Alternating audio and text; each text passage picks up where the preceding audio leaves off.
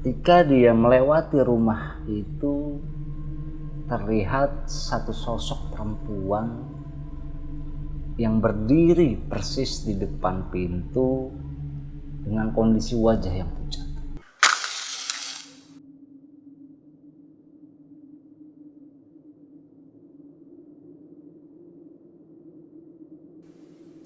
Assalamualaikum warahmatullahi wabarakatuh.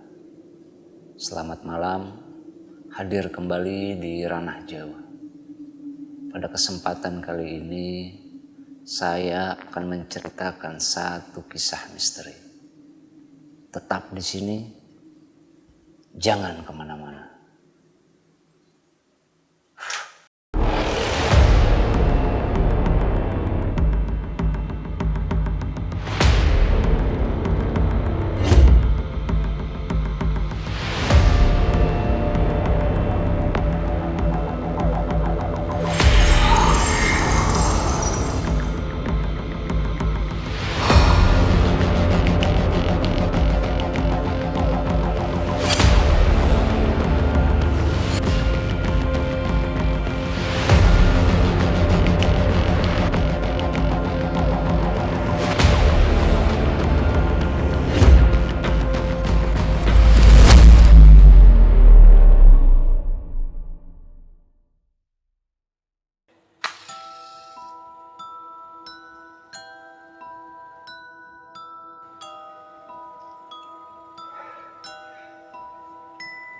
Bismillahirrahmanirrahim.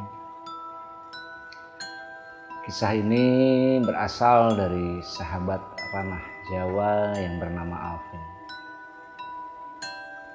Saat ini Alvin berusia 28 tahun dan berasal dari Jakarta. Alvin ini adalah seorang pengendara ojek online dan pernah mengalami kejadian tak terduga di mana di satu malam saat ia mengantar pesanan makanan yang masuk ke dalam orderan aplikasinya, ternyata ada banyak kisah mistis yang dialami. Kisah ini terjadi sekitar 3 tahun yang lalu, lebih tepatnya pada tahun 2019. Diceritakan oleh Alvin bahwa pada hari itu sekitar jam 8 malam, Alvin mengendarai sepeda motornya dan melintas di jalan raya yang sepi. Terlihat olehnya di pinggir jalan orang-orang yang berjaket sama dengannya, yaitu ojol-ojol yang lain, sedang asik mengobrol sambil menunggu datangnya orderan yang masuk. Akhirnya Alvin pun menghampiri dan memutuskan berhenti dan ikut bergabung dengan teman sesama ojol. Suasana malam itu memang sedikit berbeda, tidak seperti biasanya. Malam itu Alvin dan beberapa ojol lainnya sedang menunggu orderan di sebuah taman sambil menikmati segelas kopi panas. Belum habis kopi yang dipesannya itu, tiba-tiba di aplikasi yang Alvin punya ini masuk satu orderan makanan dari seorang customer. Alvin lalu bersiap dan segera menuju ke lokasi untuk mengambil pesanan, yaitu satu mie Aceh. Tak berapa lama kemudian ada sebuah chat masuk yang berisikan, "Mas, tolong jangan terlalu pedas ya," kata seorang customer yang berujar melalui chat tersebut. Lalu Alvin menjawabnya, "Baik Bu." Dan tak lama Alvin pun sampai di kedai mie Aceh tersebut. Beruntungnya ia di saat itu karena suasana yang ada di kedai itu masih sepi, sehingga dia tidak terlalu lama menunggu, dan tak berapa lama pesanan pun akhirnya sudah siap untuk diantar. Tanpa berlama-lama, Alvin kembali ke motor dan bersiap menuju ke alamat yang tertera di aplikasi. Namun sebelumnya, Alvin menghubungi customer melalui chat yang ada di aplikasinya itu. Yang Alvin chat saat itu adalah sesuai lokasi ya Bu. Namun tidak ada balasan dari customer tersebut. Segera Alvin menyalakan motor dan berusaha agar sesegera mungkin untuk sampai di lokasi tersebut. Singkat cerita, mulailah Alvin ini berjalan, melewati jalan raya dan akhirnya sampai di satu jalan kampung yang tidak terlalu besar, tapi hanya cukup dilalui untuk satu mobil saja. Alvin terus saja mengendari motor, mengikuti petunjuk arah yang ada di aplikasi, hingga memasuki beberapa gang sempit dan pemukiman warga yang terlihat lumayan padat. Dan akhirnya Alvin sampai di rumah tersebut.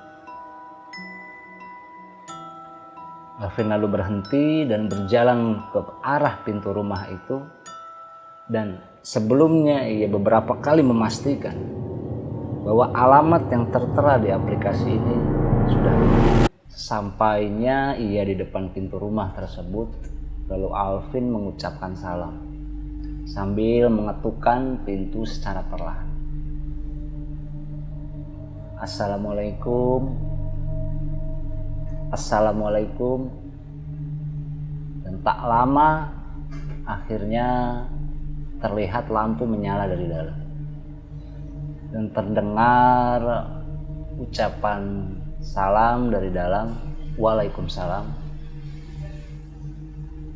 Lalu pintu dibuka dan terlihat seorang bapak-bapak yang cukup tua, berusia sekitar 60 tahun, menatap Alvin dengan raut wajah keheranan dan aneh. Alvin merasa bingung saat melihat tatapan bapak tersebut. Dan bapak itu mengatakan, "Pasti Mas mengantarkan mie Aceh ya?" "Iya Pak, betul."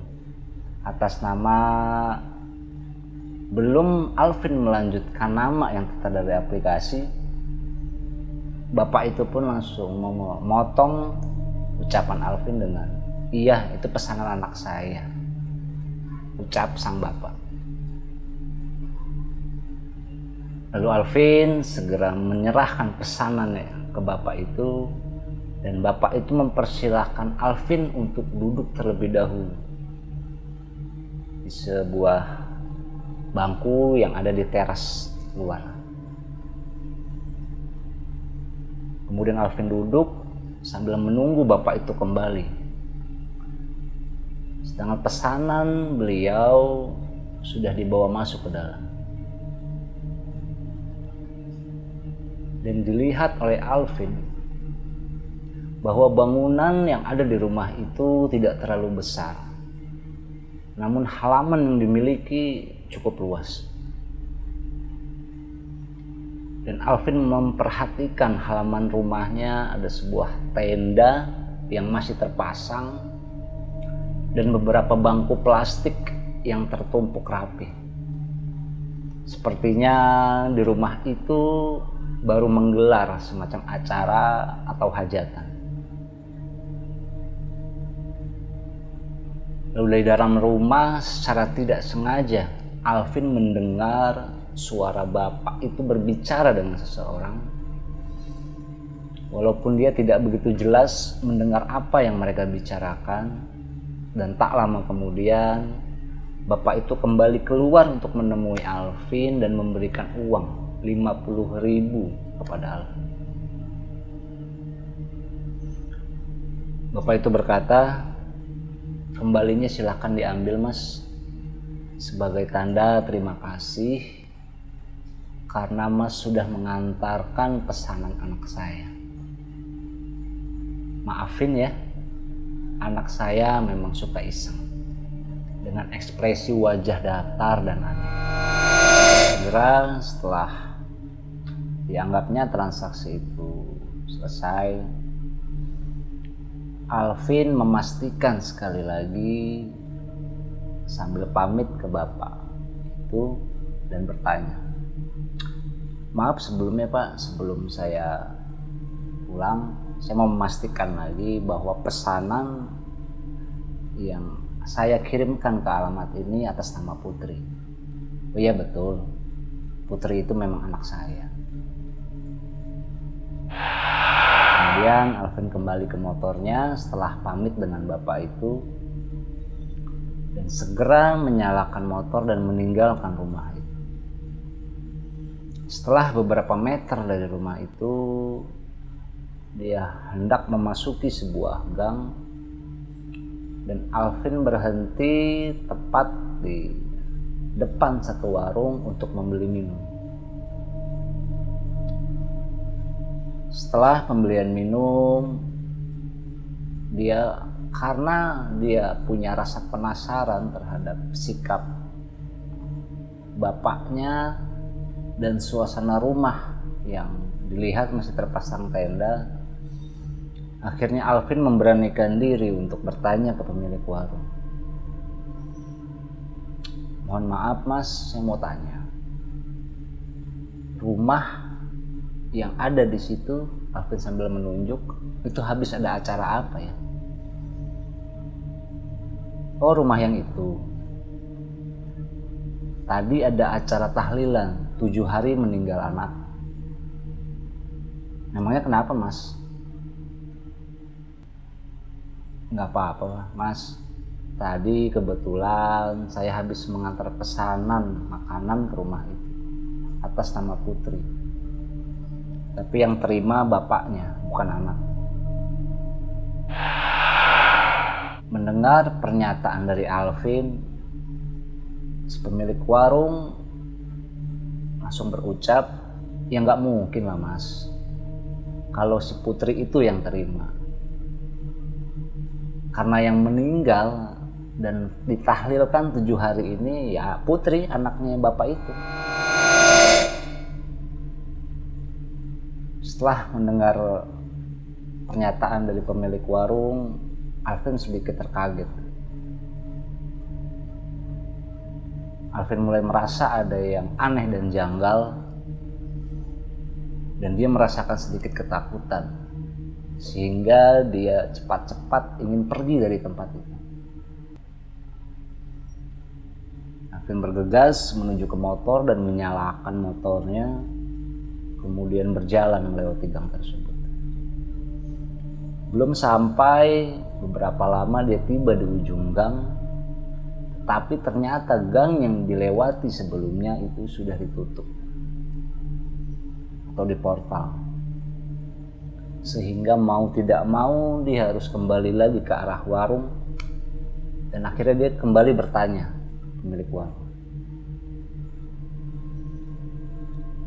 jalan yang dibuka lewat mana ya mas? Oh mas mau pulang ya? Memang jam segini itu sudah ditutup mas. Kalau mas mau keluar dari sini, mas lewati lagi rumah yang tadi mas kirim antar makanan itu. Mas tinggal lurus saja, nanti keluar dari wilayah sini. Oke mas, terima kasih banyak. Singkat cerita, Alvin dengan rasa ketakutannya memberanikan diri melewati rumah itu lagi. Dan betapa kagetnya di saat pikirannya sedang kalut karena rasa penasaran dia yang tinggi dan ketakutannya yang dia alami. Ketika dia melewati rumah itu, terlihat satu sosok perempuan yang berdiri persis di depan pintu dengan kondisi wajah yang pucat. Dan dari lubang hidungnya itu mengeluarkan darah. Sosok tersebut memakai pakaian yang terlihat lusuh.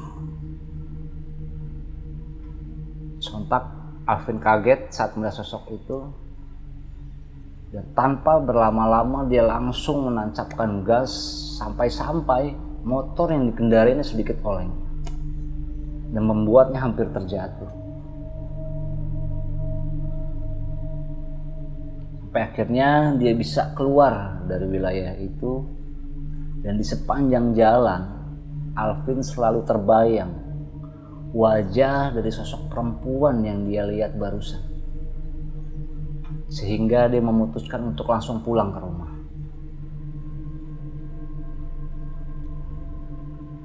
Dan di keesokan harinya ketika dia keluar untuk mencari orderan lagi, dan dia terpaksa menunggu orderan dengan rekan-rekan ojol lainnya, dan dia menceritakan kejadian yang semalam dia alami kepada kawan-kawannya. Dan ternyata benar, setelah Alvin menceritakan pengalamannya semalam, ternyata beberapa kawan-kawan ojol lain juga pernah mengalami kejadian yang serupa.